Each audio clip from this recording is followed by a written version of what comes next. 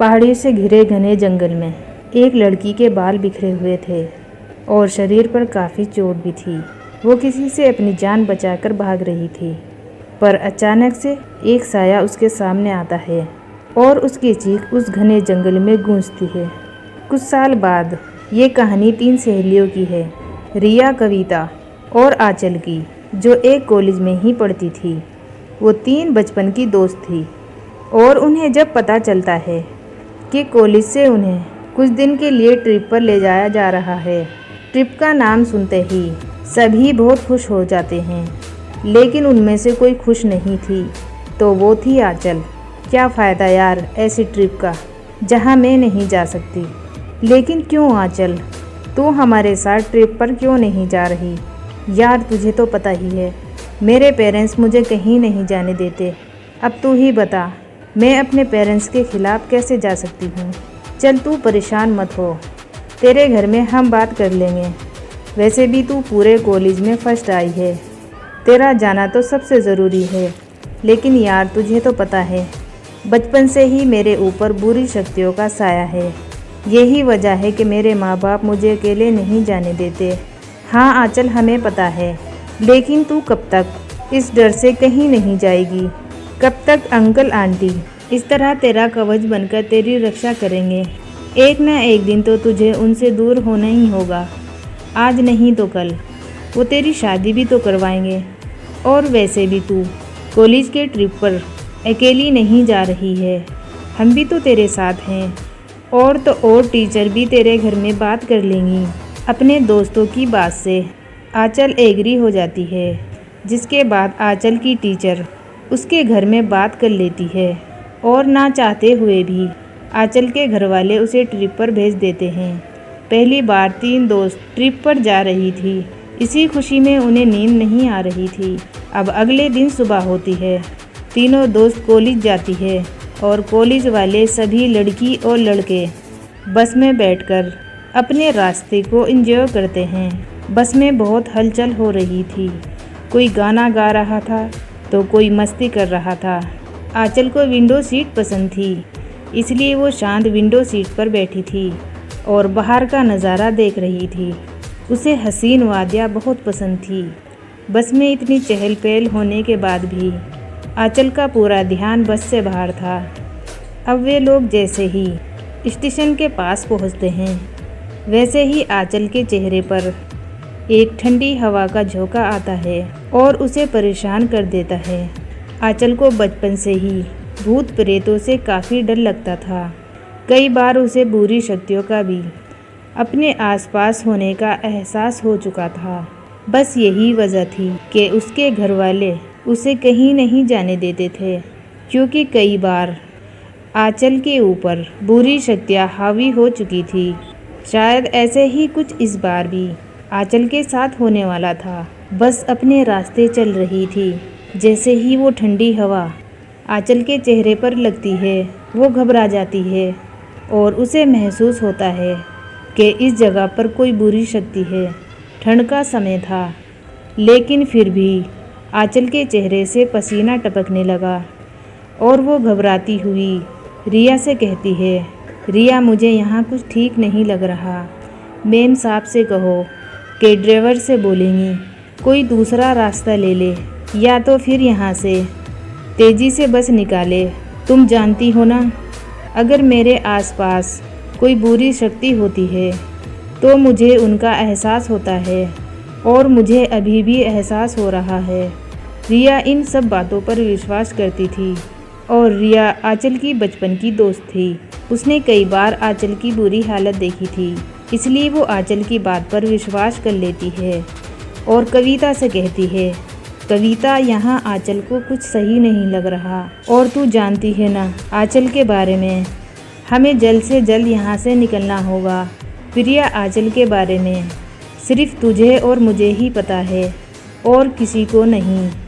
यहाँ कोई हमारी बात पर विश्वास नहीं करेगा और हम सब एक साथ भी तो हैं। कुछ नहीं होगा, बस थोड़ा रास्ता और बचा है, हम लोग यहाँ से जल्दी निकल जाएंगे। 3 सहेलियाँ आपस में बात कर रही थी कि अचानक से बस रुक जाती है और बस के पीछे से धुआं उठने लगता है। अचानक से ब्रेक लगते हैं। आंचल समझ जाती है कि कुछ गलत होने वाला है, पर बस में बैठे बाकी सभी इसे एक अनहोनी समझते हैं। अब बाकी सभी बस से नीचे उतर जाते हैं और ड्राइवर साहब बस को देखकर टीचर से कहता है, मैडम बस ख़राब हो गई है, अब ये बस नहीं चल पाएगी। हमें किसी मैकेनिक को बुलाकर इस बस को ठीक करवाना होगा। ड्राइवर, ये कैसी बात कर रहे हो? हमें हाईवे पर इतनी रात में यहाँ पर मैकेनिक कहाँ मिलेगा? मैडम, हमारा यहाँ ज़्यादा देर रुकना सही नहीं है, हमें यहाँ से चलना चाहिए। हाँ, कुछ तो करना पड़ेगा। ये बस भी इसी समय पर धोखा दे जाती है। चलो हम सब थोड़ा आगे चलकर देखते हैं, क्या पता आसपास रहने के लिए कोई होटल मिल जाए। इतना बोलकर कॉलेज के सभी स्टूडेंट उस रास्ते पे सब आपस में एक साथ चलने लगते हैं। पर आंचल अभी भी डरी सहमी चल रही थी। आंचल को ऐसा महसूस हो रहा था जैसे उसके पीछे कोई है, कोई उसके साथ चल रहा हो। आंचल रिया और कविता से कुछ बोल पाती, उससे पहले ही उसे महसूस होता है जैसे पीछे से किसी ने उसके कंधे पर हाथ रखा हो। आंचल डरती हुई पीछे मुड़कर देखती है, लेकिन वहाँ कोई नहीं था।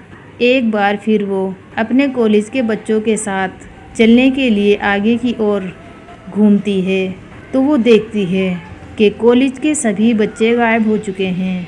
यहाँ तक कि उसकी दोस्त रिया और कविता भी उसके साथ नहीं रही और वो खुद को एक अनजान सी जगह पर पाती है। और तभी एक बिजली पेड़ पर गिरती है। कुछ देर बाद एक पेड़ टूटकर आंचल की तरफ गिरने लगता है, पर आंचल खुद को बचा लेती है और डरती हुई जंगल से बाहर भागने की कोशिश करती है।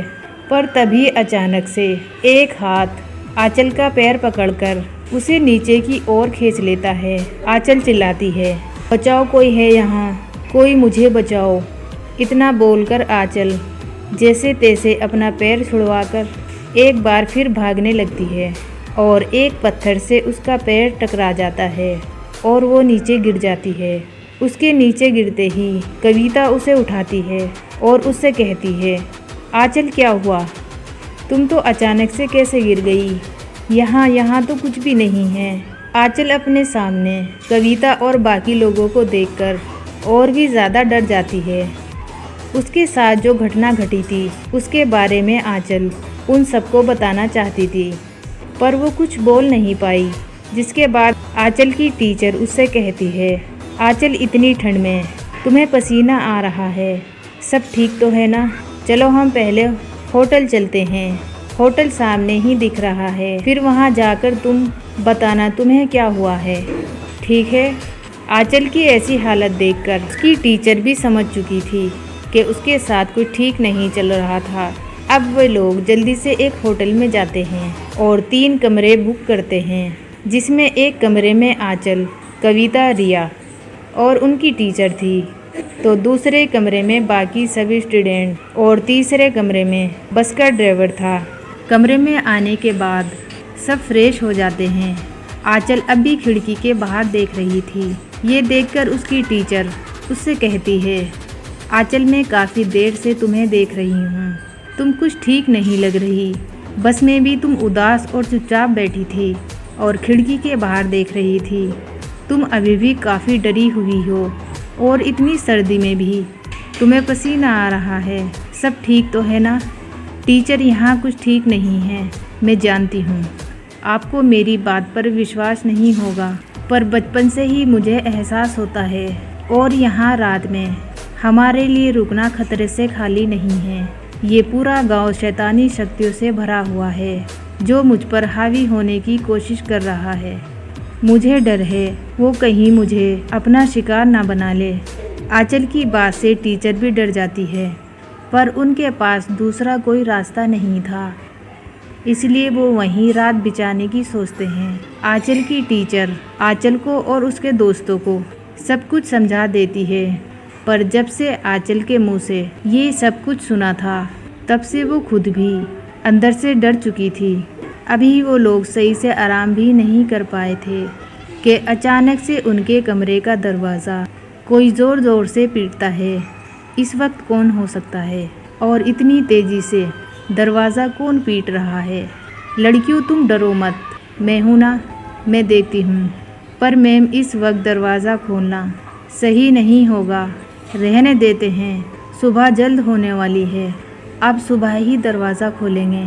रिया ये तुम कैसी बात कर रही हो? क्या पता हम में से कोई बाहर रह गया हो जिसे हमारी मदद की ज़रूरत हो। ऐसे में हम स्वार्थी नहीं बन सकते। इतना बोलकर रिया की टीचर और दरवाजे के बाहर बस के ड्राइवर को देखती है। बस के ड्राइवर को देखकर सभी हैरान हो जाते हैं और टीचर बस के ड्राइवर से सवाल करती है, ये क्या बदतमीज़ी है? आखिर तुम इतनी रात को इतने ज़ोर ज़ोर से दरवाज़ा क्यों पीट रहे हो? तुम्हारे पास फ़ोन नंबर भी तो है, तुम फ़ोन भी कर सकते थे। तुम्हारी वजह से लड़कियां कितनी डर गई है। माफ़ करना मैडम, पर फ़ोन में नेटवर्क नहीं आ रहे हैं, इसलिए फ़ोन नहीं कर सका। वैसे मैंने यहाँ के होटल स्टाफ से बात की तो उसमें से एक मैकेनिक है, उसने कहा है कि वो बस ठीक कर देगा। एक बार उस मैकेनिक से आप बात कर लो, वो पैसे थोड़े ज़्यादा मांग रहा है। अच्छा ठीक है, तुम चलो। लड़कियों दरवाज़ा बंद कर लो, मैं अभी 5 मिनट में आती हूँ। इतना बोलकर टीचर बस के ड्राइवर के साथ चल देती है और थोड़ी ही दूर जाकर बस का ड्राइवर अपनी गर्दन पीछे की ओर घुमा लेता है और टीचर को देखकर एक डरावनी हंसी हंसता है। ये देखकर आंचल की आंखें फटी की फटी रह जाती है, क्योंकि ये नज़ारा सिर्फ और सिर्फ आंचल ही देख पा रही थी। आंचल अपने दोनों दोस्तों को इस बारे में बताती है। रिया, कविता, टीचर जिसके साथ गई है वो हमारा बस का ड्राइवर नहीं है, वो कोई बुरी शक्ति है। हमें अपनी टीचर को बचाना होगा। आंचल ये तुम क्या कह रही हो? क्या तुमने फिर से कुछ देखा? ये सुनते ही रिया और कविता के होश उड़ जाते हैं। अब वे तीनों अपनी टीचर को बचाने के लिए आगे जाती है, पर तभी उनके रास्ते में उनके बस का ड्राइवर आता है, जिसकी हालत बहुत ख़राब थी। उनके पैरों के सामने गिर जाता है और अधमरी हालत में कहता है, जल्दी से कॉलेज के सभी बच्चों को बचाए, उनकी जान खतरे में है। इतना बोलकर बस का ड्राइवर अपना दम वहीं तोड़ देता है। बस के ड्राइवर को अपने सामने मरता देखकर रिया और कविता को आंचल की कही हर एक बात पर यकीन हो जाता है और सब अपनी टीचर को बचाने के लिए उनके पीछे भागते हैं। जहां उसे देखा था, उनकी टीचर और कॉलेज के बाकी बच्चे उस आत्मा के वश में हैं और वो सभी खाई की तरफ आगे बढ़ते जा रहे हैं। जब ये आंचल चिल्लाती है, बच्चों रुक जाओ, आगे खाई है। आप सबको क्या हो गया है? आप सब हमारी आवाज़ क्यों नहीं सुन रहे? आंचल अब तो ही कुछ कर सकती है, कुछ तो करके देख। हमारी आवाज़ क्यों नहीं सुन पा रहे? कहीं उन सबको कुछ हो ना जाए, उससे पहले तो कुछ कर। अब रिया और कविता को सिर्फ आंचल से ही उम्मीद थी, क्योंकि आंचल बचपन से ही बुरी शक्तियों के बीच पली बड़ी थी और वो बुरी शक्तियों को पहचान सकती थी। आंचल अपने गले के तावीज़ पर हाथ रखती है और कुछ मंत्र पढ़ते हुए उन सबको बचाने के लिए आगे बढ़ती है कि तभी उसके सामने एक भयानक काला साया आ जाता है। उस काले साये को देखकर आंचल का माथा पसीने से भीग जाता है, लेकिन फिर भी आंचल हिम्मत नहीं छोड़ती और वो आगे बढ़ती है। लेकिन तभी पीछे से एक काला साया आता है और रिया और कविता को लाकर खाई में डाल देता है। रिया और कविता की मौत हो जाती है। अपनी आंखों के सामने अपने दोस्तों का अंतिम समय देखकर आंचल ज़मीन पर बैठ जाती है कि तभी वहाँ पर किसी के ज़ोर ज़ोर से हंसने की आवाज़ सुनाई देती है। तुम्हें क्या लगा कि तू अपने इस ताबीज़ की शक्ति से इन लोगों को बचा लेगी? नहीं मूर्ख लड़की, तू आत्माओं की दुनिया में है, तू इस काले अंधेरे में है, तू किसी को नहीं बचा सकती।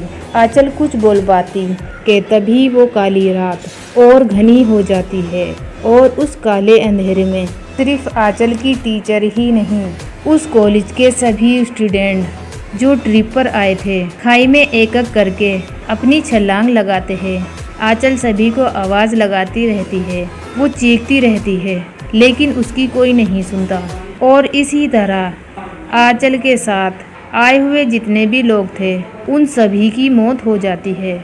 अगर कोई बचा था तो वो थी आंचल। उसके गले में वो जो लॉकेट था। आंचल अपने सामने अपने सभी दोस्तों को मौत देखकर वो वहीं बेहोश हो जाती है। और जब उसकी अगली सुबह आँख खुलती है तो वो खुद को एक अस्पताल में पाती है।